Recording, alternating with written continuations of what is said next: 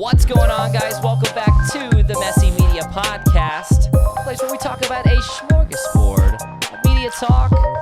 My name is Zach. I'm going to be your host today. As always, we talk about a lot of different things here. We've had DJs, we've had photographers, we've had videographers, and today my guest is music extraordinaire, Hawa. Welcome to the podcast. What's up? It's good to be here. Happy Wednesday. Happy Wednesday. Neither of us wore pink today. We've established this. Oh, man. But I was thinking about it, so that's like half of the battle right there. If I'm going to be honest, though, if you showed up in pink and then I was already wearing pink, could you imagine, like, if we both just decided it was Wednesday and we're wearing pink? We'd be like, somebody's going to have to change. We're going to, costume change. Do it.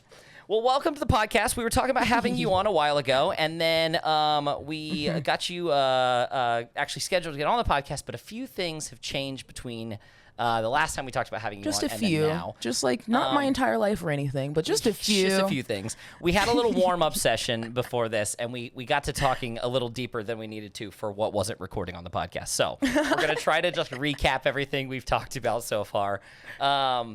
So we got you on the podcast because you are in the entertainment industry. You're in the media industry. You are a live musician in a house band at a music bar, and then also just a singer-songwriter, writing your own music, doing some like local shows, but also getting brand deals and traveling and all kinds of stuff.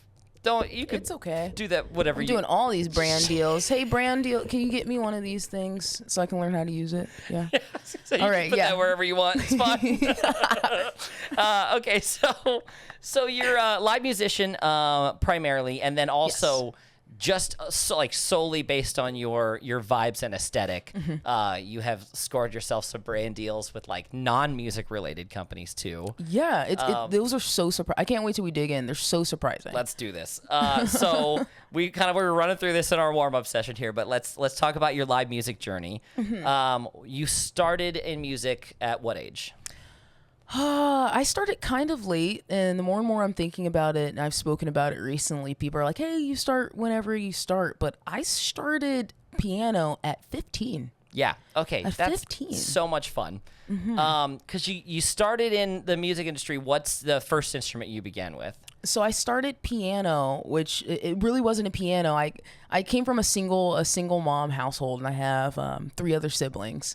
And so my mom didn't really have the means to anything outside of food and, a roof over your head, But she got me this like really, really, really small, maybe 20 keys, 25 like key. 25 key. Yeah. And my mom didn't know a lot about keyboards, so she got me a MIDI controller on accident, if anyone knows. Not even an actual keyboard. It doesn't make sound. You have to have a computer to run that. You have to have a computer with like software, music software, like Logic. a DAW or something. I mean, I didn't have that either. Right. So just a blank keyboard that doesn't even make sound. That doesn't make sound. But you plugged it in and the lights came on. I plugged it in and said, hey, it works. Doesn't make sound. So the first 2 years, I want to say, I would play, let's say like Clocks by Coldplay. I would play that on piano and imagine the sound of it. So you're pressing the keys and then just kind of humming along to it. Amazing. So I think that ended up being kind of a benefit because I do have something really, really close to perfect pitch or relative pitch because I can hear it before I play it. So you learned like kind of just keeping it like being imaginative towards your career, but you're entirely self-taught in music. Entirely. Dude. No lessons.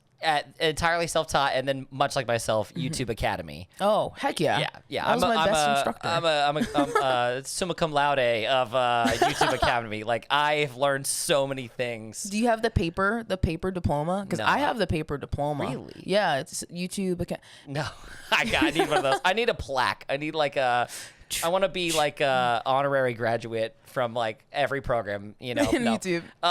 Because I learn like everything I do on YouTube. I'm a very like multifaceted, so learn from you. It's great. So it's great. You are a live musician. You started with keys, but you play so many instruments. Oh yeah, I really started with keys because it's so foundational and it's the easiest thing. I wanted to choose an instrument that I could go doom doom doom and play it immediately because instruments like violin, and this is not anything against them, but takes some real time and skill. You gotta learn a lot of etiquette. You gotta have a lot of like structure and flow with it. Yeah, and all that stuff. Just to get a smooth sound to coming out of a violin or a stringed instrument. Yeah, and but I'm a Scorpio. I'm impatient. I cannot do that. Like, fair enough. Fair enough. But I started on keys, and then we went to guitar, and then I played bass in a worship band for a really long time in my church.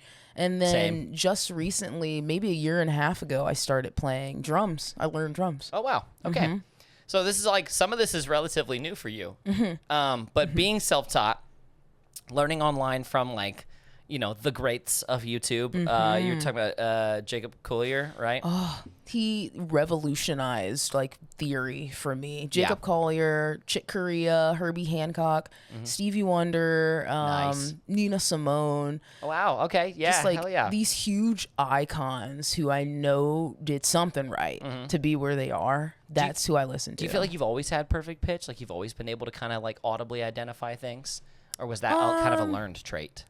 Definitely, for me, it feels learned because I'd say I more so have on the side of relative pitch because, you know, perfect pitch, you have to develop that. I mean, how old's your son?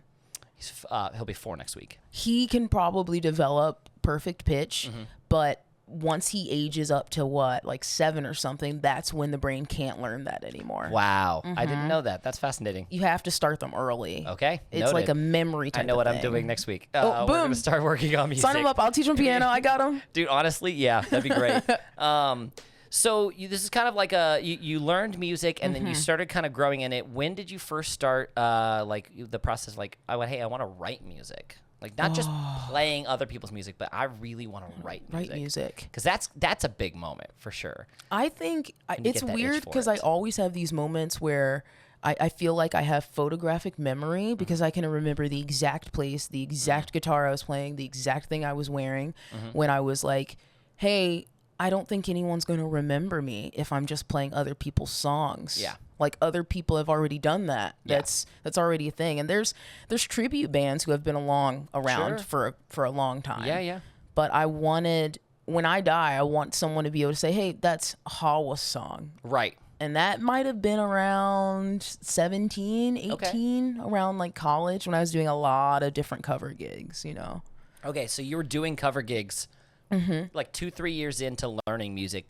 You started doing cover gigs. Yes. What was your first gig? You're literally like the first time that somebody was like, will you play music for me here? My first gig was at Java Central in Westerville. Really? On, I think it was like July 20th of... I don't know why I know the exact thing of things sometimes. You really kind of put like, bam, I know that, pinpointed. It was called a Hawa and Friends show. Oh, that's nice. And I invited a bunch of my friends who also were musicians, vocalists to play with me. And that was my first like time putting together a show. Dude. My first time playing live. So that was your first time playing live was your own show? Yeah. Just like a local coffee shop type of vibes? Dude, you've been to Java, right? Like in Westerville? I know the spot, yeah. It's so cool. They have this whole venue in the back. They built an extra building for this whole venue space that's been there for years and years and years and years. So, yeah, now that I think about it, that is wild. That was my first gig, was my own gig. So, I'll hear a little bit about myself. I grew up in a musical family. Like everyone in my family plays music. My mom's a singer. Like my dad's a drummer and plays keys. And like I learned a lot of music from my family. Learned a lot on my own. YouTube Academy. Oh, right. I was in a Christian rock band in high school. Let's go. It was the best. I'm sorry. Let's go. No, yeah. If you start screaming, my mom's gonna call it satanic. We weren't allowed to do that metal stuff. We weren't allowed to do all that demonic stuff. No, but we did that, and I remember. So it was my cousins and I, and we started this band. We started playing, and we practiced and practiced and practiced. I remember it was my 13th birthday. And my family booked out a little coffee shop so we could go and have a show. Cute. And we had a little show at this coffee shop. I literally don't even remember where it was, but it was that long ago. But yeah, do you remember, what was like the feeling when you played it? Like played your first show? What was like that feeling? The adrenaline. Oh my God. And it was a surprise to me. So it was my birthday and everyone else was in on this, and I didn't know it. My dad and I went out golfing like we did on my birthday every year, which we haven't done since then, by the way. Come on, Dad. Dad, we gotta go golfing. Up. What the heck, dude? Well, yeah, we gotta go golfing again. Anyway, and then we finished up and like he was like, hey, you know, like here I get changed. We're headed over. We're gonna go pick something up real fast or whatever. And we go in and everybody's surprised. You're playing a show. And I was like, what? And they brought my bass and everything. And I was like, dude, no way. How did you, were you scared? Oh, were you yes. excited? Because I would have been so scared. I was like nervous, but like eager. I grew up, I'm the son of two entertainers. You know, my mom's has been a worship leader my whole life. And my dad's been in bands. And that's how my parents met, was they were in the same band. And come on, that's like literally a storybook. And now, like, yeah, now I like do like I do music, and you know, I was like doing music and loving it there, and so I learned from being on stage with them, like at such a young age. It's just normal. It was just part of my nature. I've It's always normal. been on. I've always had a mic in my hand. I've always wanted to do that. So yeah. Anyway, that was super fun. That was like my first our first show. At 13, that's so great. It's so we were early. way It's too so young awesome. to be doing that. Our so singer awesome. was like, he was like 10 or whatever. Like his voice was like so high pitched. And then I know, right? And then a couple years in, he like his voice started to drop. And we were like, we are going to have to rewrite our songs. We're going to have to heck key yeah. shift our songs. Drop those like a whole third down. It was Like, great. It was a what? good time. It was a good season of life. So you got this coffee shop as your first gig. Oh yeah, very first. You say like 17? 17, yeah. Dude, so fun. The It best. was so early. It was so, I remember the moment I got the gig, I like called my family and I was super excited. And then right after I got off the phone was the immediate stress. I was like, Now I have wait, to do this. how do you play a gig? How do you book a gig? How do you get a drummer? Well, because it's not just playing. You got to do your own, like, hey guys, welcome out, like your own intro. You got to talk. You got to like be an You have entertainer. to be you have to throw on so many hats. Right. Especially at that age and at that, when you're starting out, you're the booker. You are the You're communicator. everything. Yeah. You're the promoter. You're also the musician. Yep. Like- you got to have your own content capture, social media, the whole thing. Yeah. You It's got a to do lot it all. easier now. I will say, after you just keep doing it for a while, now It's I don't easier. even bat an eye most of the time. Well, because you're a veteran now. Like you've been at this long enough. You're like a full-time professional musician. Oh I yeah. think that's a big one. Like that's a big change in the industry for sure. It's like when you go from kind of like, oh, this is like fun Like and a I like hobby. it. Yeah, like a hobby. And now like this is what I do. I eat, sleep, and breathe this. I went full time in the media industry, and I remember like when I was able to like part from my day job and just go like, dude, I'm like, oh my god, it was that first Monday where like I didn't have to go to work. Because I was like, Did what? it feel like a breath of fresh air as well? It really, like yes, it really was. And I was like overworking myself a lot too. But so you started pursuing music and you were doing shows and stuff, and you do that full time. Now, what was the jump that let you kind of like branch the out? full-time? Yeah, do full time music. I, for How'd a that long work? time, was kind of doing those like gigs sporadically, playing behind people as I learned different instruments. And then a representative from the music bar that we were that I worked at reached out to me, found me on Instagram. Really? Found me on Instagram, and she DM'd me and she was like, hey, I really like what you do. Would you be interested in this spot that we have open? And I remember her putting in it, she was like, this doesn't happen a lot. We don't have openings. This is a really Yeah, rare this opportunity is- here. So I had to jump on, and she said, hey, if you want to come in and audition, play some songs for us and play with our band and see what happens. Yeah. I go in, I audition, I get in the band, and it became this thing where I played at that music bar 3 nights a week, and that's the only thing I did. Like, I didn't have to have another job. I didn't So have to good. do other gigs. It That's paid so really, fun. really, really well. Now the gig paid well, but also like tips on top of that too. and Tips on everything. top of Yeah, that, yeah. connections, Yeah. like everyone, you came in, like everyone comes in, it's like a huge party. Yeah. And then you can just party with It fun was a good people. vibe for sure. Oh, thanks. May thanks. we now venture into this music bar, which was your full-time gig, It was. has come to a tragic end. It has. What happened? Run me through it. What happened? This music bar, I don't know the ins and out of why this music bar specifically closed, but Because it's like a franchise. It's a franchise. It's pretty well known. Mm-hmm. I think if you searched enough, you'd be able to find it. It's in a lot of states. But we had one here local to us. We had one so close. We know, had right? one like where Bar Louie used to be, and I love Bar Louie, but this is a great location for this bar. So we stayed open, and then I remember I played a Saturday night gig, you know, the end of my week, Yeah, and I 'cause you wake did up Thursday, Friday, Saturday gigs. Yeah, Thursday, Friday, Saturday. It was the best. It was 3 nights a week. That's it. Like, great. and then That's what I like. That's my schedule right now. Is I DJ Thursday, Friday, Saturday, and it's great. it's great. It's like a party. It's so like much fun. you're out. Yeah. I woke up Sunday morning to this call saying, "Hey Hawa," and I was expecting like, "Hey, we did such great thing. Hey, we have some more money." Blah blah blah blah. And it was like, the bar's shutting down. Dude, So you should apply for unemployment. that fast. Bye. And I was like, That sucks. what? It was like one It day was so after overnight. that. It was so overnight because I saw the Immediately. I saw the post go out on Instagram that they were closing, and I messaged you right away. I was like, "What the?" There was no hell? telltale sign. There was no Dude. telltale sign. So they sold the bar or something. Like I think sold so. it to somebody else. Or They something sold like that. it. They're gonna put some That type sucks. of whatever in that location now. Yeah, okay. But I will say I'm still employed with that company. Yeah. And they fly me every month to a different location Oh, fun. of that franchise. So I was just in Indiana So covering you go like feature at Yeah. other. at other ones. Oh, nice. I was in Okay. Boston. Boston was a great club of that one. yeah. I went to Indiana. I went to Florida. That was super sweet. fun. So I'm still like able to still be a part of it, but it's no longer my full-time gig. And it means that I was kind of pushed into, okay, Time to book figure some something more else Hawa out. gigs. Yeah. Start Figure it doing out. your own gigs. And that's Yeah. honestly though, isn't that kind of like the drive sometimes it'll just sneak up on you when you're like, this is a bad situation, but it is the drive that It's you the need to like time. it's like the kick in the pants to go like, I gotta go do something with this. Yeah. You know? Because I would have waited. I think, to be until the time was right. Right. And the time's never right. Never right. I was gonna say, when is the time right? Never to right. jump and go do that. So now I have a lot more time to just focus on, and I loved that season of my life of playing.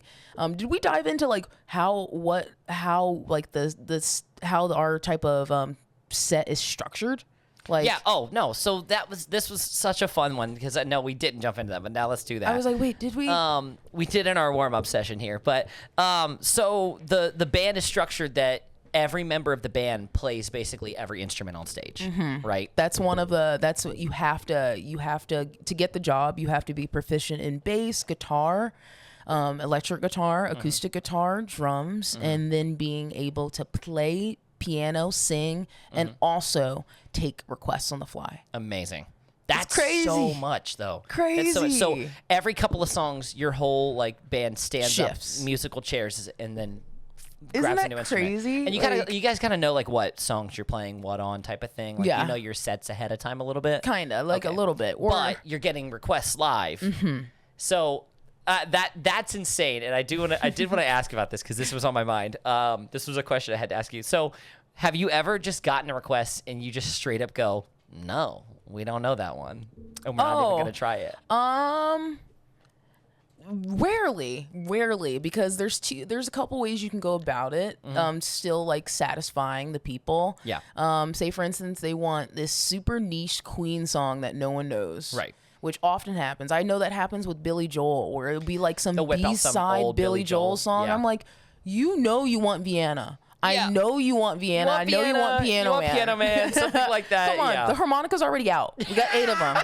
Come on, I already put it around my neck. Yeah, that's it. But what we'll do is we'll send it around the band. We'll be like in our text chat, does anyone know this song? Yeah. And then if someone kind of knows it, there's a lot of songs that I have heard before, but Kinda I winging haven't it, huh? played it. But that's the skill. It's like, hey, can I look On the at fly. these? Yeah, on the fly. Gotta go for Can I it. hear it in my head before I play Yeah. it? That's the fun. That's wild, dude. That's awesome. So you guys would just like musical chairs it and try different instruments. So that was the structure of that show. Yes. But also let's talk about Super cool. that. I realized we didn't cover like how we met was because you were in that house band, and on the rare occasion that house band left the music bar to go do an Which outside is gig. rare. We're vampires. We I would say never went outside. Yeah, I would say never go see the light of day. But there's one rare gig. It was last summer. I was the audio engineer, and I was brought in super last minute for that job too. There's another audio engineer that he is normally one of the lighting technicians at a gig that I do every year. And he reached out and was like, "Hey, I need a monitor tech." And so I went. connect. Yeah, so I went and did that. It was so like random that I was able to be there, but I went, did that gig, your band was there, and like y'all came in, and I was like, "This is okay." And because you confused us too, by the way, from the production standpoint, because y'all sat down at your instruments, and we were like, "Okay, perfect. Let's just go ahead and mix that in exactly as it is." And then y'all stood up and moved. And we went, "What the fuck is going on right now?" Because I remember we were on headsets, the whole production crew, so the audio, lighting, and video was all on production. We were all on headsets, and I remember the video crew was like, "Why the fuck is the other one like? Who is going over there? They're leaving when they're. Wait a minute, who's on bass now? Wait a minute." And like, we didn't like none of us knew your names. We were just kind of like all like the production crew didn't know you guys. The beret is switching seats. They're switching seats. Where are they going? And then somebody's leaving, and then somebody's coming back, and like it was like such a wild experience because like every band I have ever seen. They're playing it at their instruments. They know what they know, and they play it. Y'all were just such a wild card. That's like the novelty. That's the cool thing about it. Was such a and fun that's thing. what makes our band so cool, and also made our band so bookable for so many things. Is that people really loved that I would play drums or I would be on another instrument and then switch. It shows just so much versatility. That was genuinely so cool. so entertaining and so unique. Like that stood out to me. Thank you. And then at that gig, we were both sitting down eating dinner. Pulled pork. I sat down and ate like with you guys with the band, and then I said something One Wheel, and then and then shout out One Wheel, and then the pin dropped. You just heard a pin drop. Yeah, and exactly. I said One you. Wheel, and like I felt like you were at a different table and just like dove over the table. You were like, "You have a One Wheel? You have a One Wheel?" I was like, "Yeah, why?" You're like, "I have a One Wheel. I've never met anybody else with a One Wheel before." I was like, I was okay. so excited. My face was so red. I was like, yeah, I have a breathe. One Wheel. I have a few of them. I've been riding them for like 6 years now, and I said, like, "A dude, few? I've A few? literally You have a few?" never met anyone else with a One Wheel.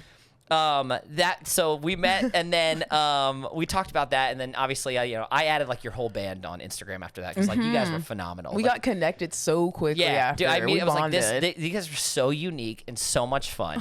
And Thank I you. knew right then I was Thank like, I you. gotta go see them at the bar. Like I gotta go see bar. them actually play live at the bar. And then a few weeks later, you reached out to me and you were like, "Yo, One Wheel reached out, just not on a music thing at all, just on your aesthetic, just on your fun eccentric fashion. They were like, "Yo, we like your vibes, and you ride a One Wheel. Come out to LA and do a commercial with us." It's crazy. Isn't that crazy? Insane. Absolutely Like it doesn't insane. even now, it doesn't feel like it was a real thing. It feels like a dream that I made up and then told everyone, and now I believe now. Except for the fact that I'm still scrolling on Instagram and you're in the commercial. Like, oh my gosh. I see myself sometimes too, and I'm like, "Oh, I like that beret." I was like, "Wait, no, a minute, that's me. That's me." Yeah, but you helped me out so much because they brought me out, and that week I like punctured my One Wheel tire. Okay, also Punctured. This cracked me up because you were like, "Hey, I fucked up my tire. Can you help me?" And I was like, "Yeah, I got it. I repair One Wheel." So I was like, "Yeah, come on over. Let's work on it." So you were like, "I bought some of the slime stuff," and I was like, "Oh, okay, yeah, that stuff doesn't really help." And you were like, "Yeah, I put the whole bottle in there." And that bottle, by the way, is appropriately sized for a truck tire. You know that, right? Oh my god! I put the entire bottle in a One Wheel pint tire, like a little tiny one. But there was, I like cracked it open, and the blue ooze just all everywhere. over his floor of his dining. Of your porch. It's literally all blue. I had to You have power wash like- the porch after that. I knew it. Was it. great. And didn't I pull the cork out? I pulled that little thing you out of the pulled tire the valve too. stem completely out. You were like, "That's not supposed to come out," and You I were was like, like, "Oh, that explains "Oh." why it was so hard to get out." So I got your One Wheel fixed.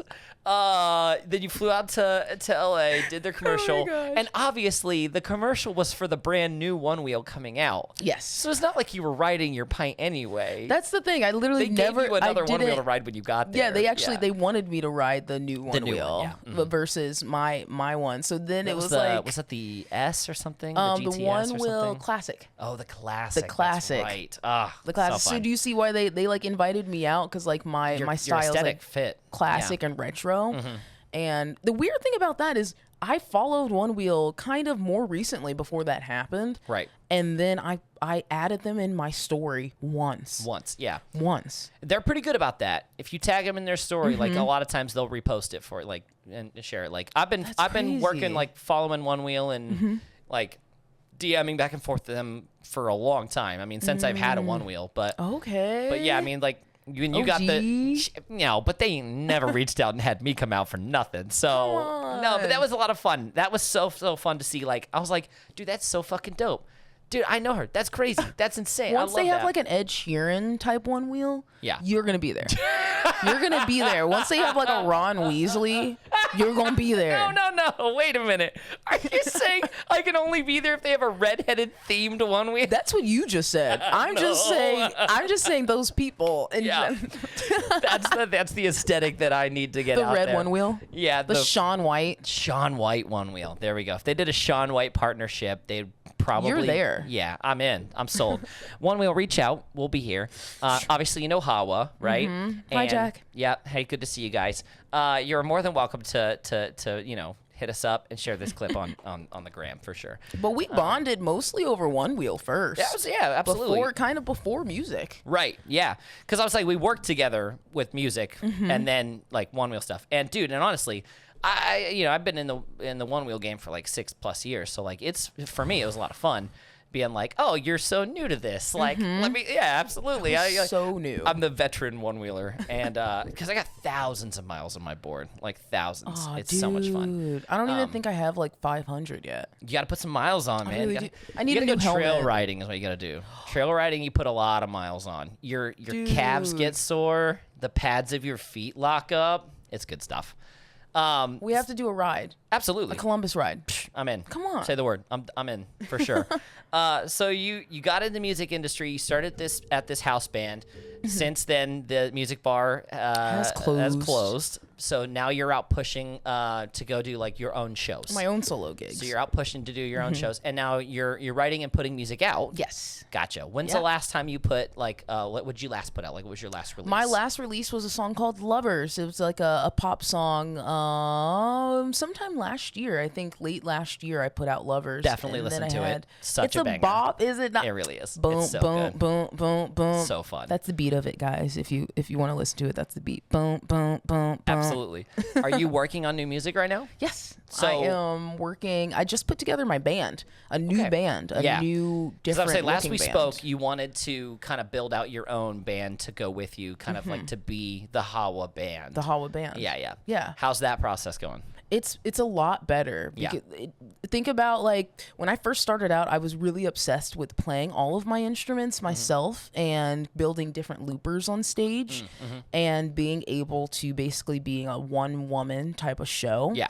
And that's really fun. That's really, really, really fun. But I think that I'm discovering that I enjoy playing with people a lot more and being able to do a call and response, a vibe with other people on stage. And I like that sometimes I can sit down an instrument and I don't have to play and I can just be dancing and singing. Yeah, just be the entertainer, be the front man. Performing, jumping off a piano. Dude, I love that. Like, because that is being the entertainer, not just being a talented musician, but being a full entertainer. From your vibes and your approach to the stage. It's well-rounded. Yeah, I absolutely. mean, are you a Michael Jackson fan? Yeah. Who's not sorry. a Michael Jackson fan? Yeah. I don't know. Some people are out here not liking moonwalking, and I'm like, and those people are wrong, and that's fine. They're allowed to be wrong. See, MJ, for sure. He's great. Yeah. I think, so recently we went to New York, and we went to go see the musical, the MJ musical. Okay. And that was the moment that I think I decided to kind of step away from sitting and practicing and mastering the instrument, because I think I'm really good at guitar. You're a very talented musician. Yeah. I'm really good at guitar. I'm really good at piano. I'm really good at all that stuff already. I don't want to just keep getting better. I would like to focus on something else. And and like you always want to get better, but you want to shift your priorities. Shift it. Start working on some other areas to like. Because Be when an you are a entertainer. musician, you're everything. You have to be like you got to be the musician and the singer, and you have to be the stage personality.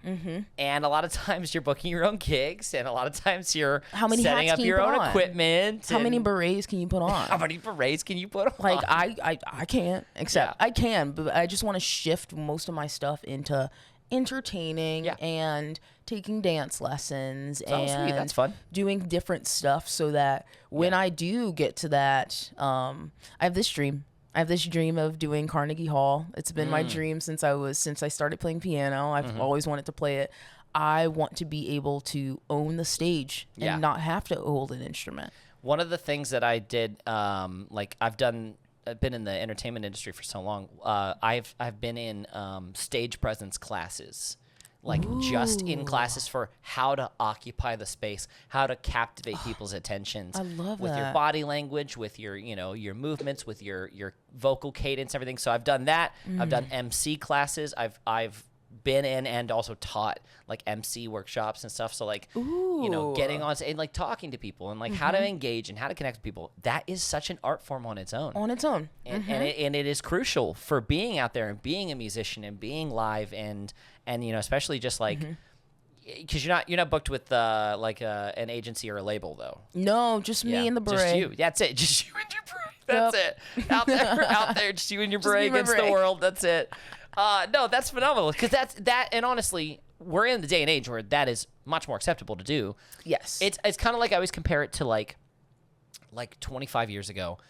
If you wanted to be successful in the world, you had to go to college. That's what everybody said. If you want to be successful, if you want to know anything, you have to go to college. And now we're in a day and age, you don't have to do that. No. You want to be successful in something, guess what? YouTube Academy. That's Boom. it. Diploma. Learn from real world experience. Learn from online resources, that type of thing.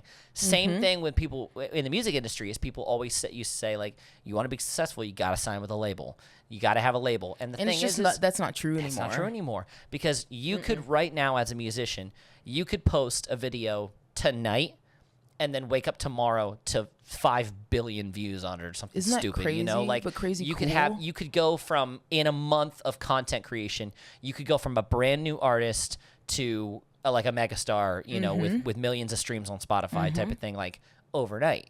This is the greatest time to be a musician. Yeah. This is probably, I'd like to say, the easiest time to get to where you want to go.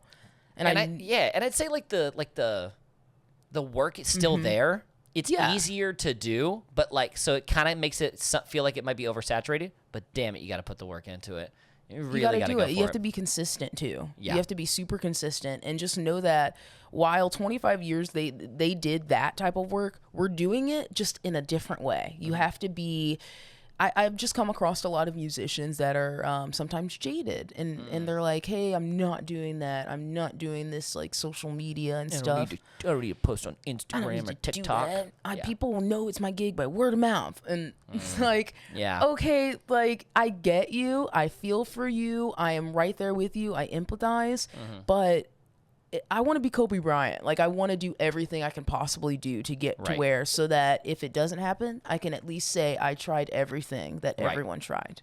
And you're working hard at it, and like what that looks like has changed over time. What working hard for your music career looks like has changed. Exactly. Where you used to have to work hard to get the attention of a label, now you're working hard to make good social media content. Yeah. That's going to be more beneficial like for your career than almost anything is. So like, yeah, I think you're doing good. You're putting content out.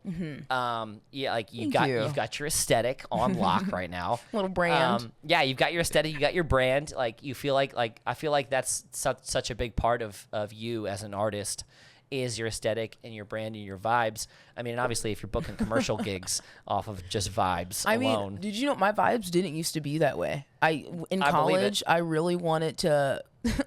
I really wanted to dress exactly like Ron Swanson. Like I just had this thing where I really loved, and I even did my hair like his. I did this comb over with my afro. It's crazy. Phenomenal. And like a shout shirt. out Nick Offerman.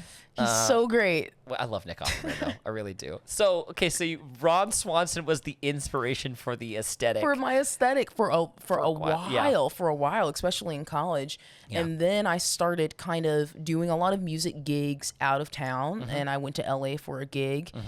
And I went thrifting there, and my whole wardrobe quickly changed. Yeah. Quickly. So this whole like eccentric aesthetic is relatively new for you. Yes, over the last few years, for sure. Maybe 2 years. That's wild. I used to wear all black. Because we just met like a year ago. That's all I know of you is this aesthetic.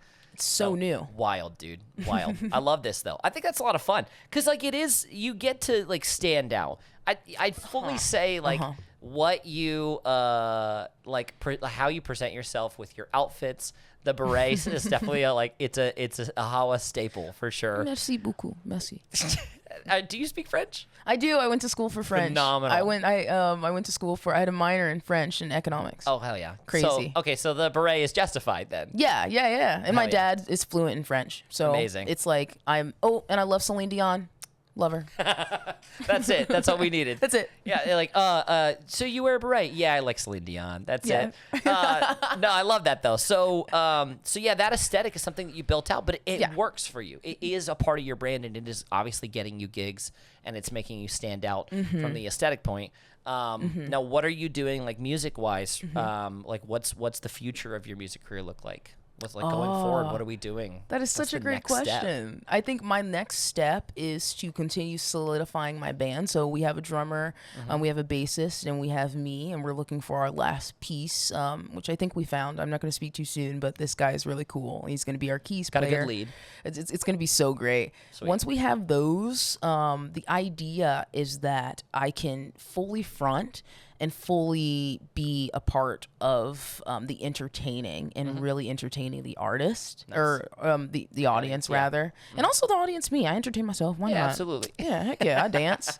I want to do that, but also be able to continue doing what I did at the bar, which is hop on drums for a song. Yeah, rotate around a little bit. Hop on bass for a song. Yeah. I just don't want to do that for a whole set because... Girl, I love being Benson Boone. I love doing flips. Nice. I just love doing that type of stuff. And I can't do that when I have a clunky bass in my hand sometimes. I love it. No, I get you for sure. And as far as like actual music, like the sound of my music, we're going to keep it funky. We're going to keep it funky. Funky is the best way to describe just like any music. Because everybody loves funky music. Come on. That's it. It's nasty. Come on. Genuinely is the thing. No, so I love the aesthetic. I love the vibes of your music too. Like it's just it is so unique and it's so you. It fits so well. Thank you. You're in the studio right now working on The what you got? EP. Working on an EP right now. The EP is called Gardens and Cathedrals. Gardens and Cathedrals. And do we have a projected a date for this? Let's look at the beginning of next year. Okay, the beginning of next year. Beginning of 2026, we're looking at. And we're workshopping a whole set that includes that EP. So it's going to be another familiar but a new iteration of Hawa, a new era that I'm looking forward to. I love this. It's going to be so fun. Now, do you have your own studio? I do. Yeah, I do. Home studio type of vibes. It's crazy cool. It's a home studio. I've been catching clips of it online.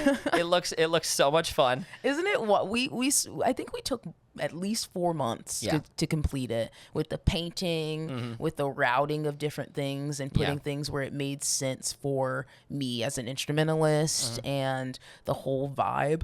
But it is like my studio fits your aesthetic well. It is perfect. Yeah, it's perfect. It's what you want. It's the dream space.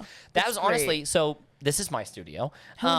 This is like when I moved in here, and this was my first project, was make my creative space how I want it. And it took a long time to like get this place to be what I wanted to do. Step one was a coat of flat black everywhere. But that's my aesthetic. But yeah, like you want your creative space to fit you. You want it to be you. You know, like feel you want like it comfy. Yeah, because when you're in your zone and you're in your space, creativity flows so much better. Exactly. Like your passion for what you do just flows so much better. Your studio looks phenomenal. Thank I'm sure you. there's always more to do there. It feels like you're never done with that project. I just want to get more and more instruments. I don't know if you've seen Jacob Collier's studio. His home studio, that guy's crazy, where it's dude. lined with like guitars around all the way around it. Yeah, everywhere is instruments. Like that's phenomenal. It's like a playroom. Yeah, it's a playroom, and I love that. So that's where you're at. That's where you're working on. And then you're working on live shows right now. Oh, so many live shows coming up. Tell me about the guys. live shows. We have so many. I'm partnered with Rambling House, so I pretty much for every month this year, every so often, I'll be playing a gig there. So we have a lot booked up for them. Rambling House here in Columbus. Yeah, right there it's close to Summit, right? It's right off the. Yes. Yeah, it's over there, like closer to. I live by the Wonder Bread factory, so it's like right, like walking distance from my house. One wheelable distance from your house. Very true. Just on the one wheel, you do not need two. Just on it. I got so close. You don't need to. Hey, I have 3 right now, so. Oh my gosh, I want 4. Come on, come on. Sometimes it's like, well, you gotta have your backup board, you know? Yeah, I need a Just in backup case. board now. Come on, come on. Fair enough.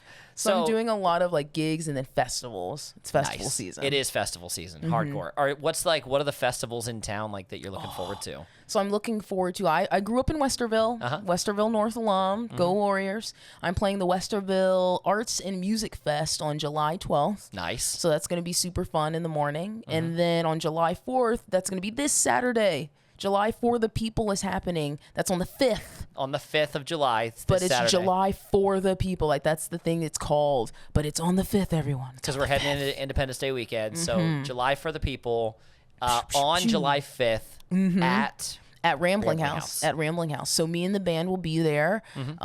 We have some really cool singers. It's going to be so good. It's going to be such a good gig. I don't really want to spoil it because we just rehearsed again today for it. It's sweet. Give me an exclusive. Give me like, what are we doing? We are doing a new song that no one's heard live yet. That's on the EP. And so this will be the only teaser of this song until it comes out next year. So if you want to hear this song this weekend at the Rambling House in Columbus, You got to be there. got to be there on Saturday. You have to. It's really good, you guys. It's Phenomenal. really good. So that, and then the Westerville Arts and Music Westerville. Fest. And then we have one more. This one's going to be in August. It's going to be August 9th. I'm playing a huge fundraiser benefit concert that's going to be at Woodland's Backyard. You know, like Nice. Woodland's Tavern, the Backyard. And I'm going to be the keyboardist for that. Nice. So I'm going to be repping those 88 keys. Ivory, let's go. So those are your gigs coming up right now.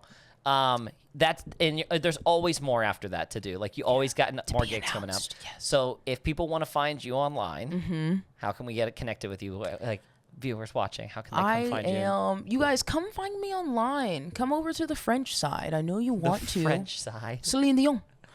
You can find me. I am Hawa _music.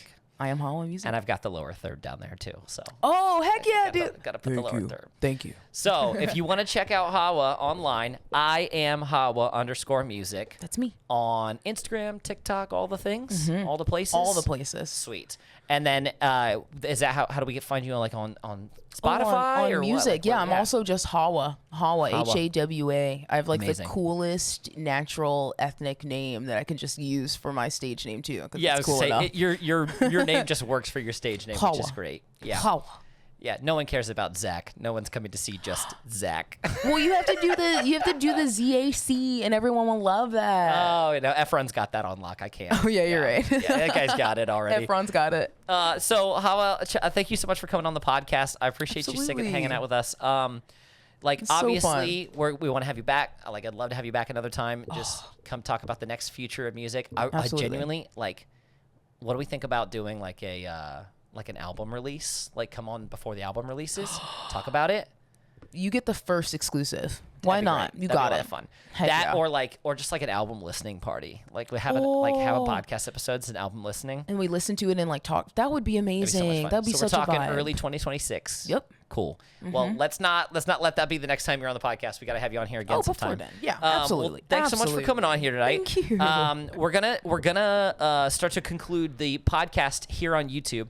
If you guys are interested in checking out the next bit of our conversation, we're going to have a little post-game chat, a little exclusive content on my Patreon. So if you want to check out that content, you can find that. My Patreon is at @ZMessina. You can find that on zmessina.com and all of the things, and that's my handle everywhere too. So if you want to check out the exclusive content, go find it at patreon.com/zmessina. That'll be a post-game chat. But thank you so much for coming on the Messy Media Podcast here today. Thank I really you. appreciate it. Yeah, let's roll the outro. Thanks so much for tuning in, guys. Once again, this is the Messy Media Podcast. Check us out on socials. I'm on YouTube. I'm on Instagram and TikTok, and it'd be a good spot for all of us to stay connected. Anyway, that's it. We'll see you guys later. See you.